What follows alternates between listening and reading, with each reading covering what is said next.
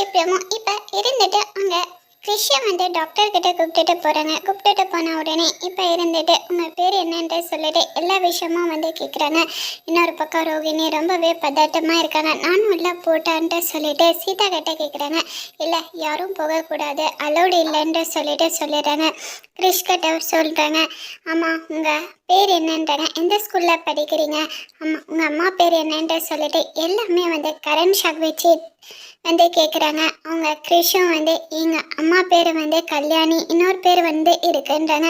இன்னொரு பேர் என்னன்றாங்க. கல்யாணின்ற பேர் தான் ரோகிணின்றாங்க. அப்படியான்றாங்க. அவங்க அம்மாவை நீங்கள் பார்த்துருக்கீங்களா, சந்திச்சிருக்கீங்களா, பேசியிருக்கீங்களான்ட்டு சொல்லிட்டு அந்த டாக்டர் எல்லா விஷயமும் வந்து கேட்குறாங்க.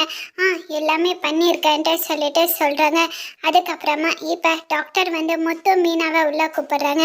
கூப்பிட்ட உடனே டாக்டர் என்ன உண்மையை சொல்லிட்டாங்களான்ட்டு சொல்லிட்டு கேட்குறாங்க.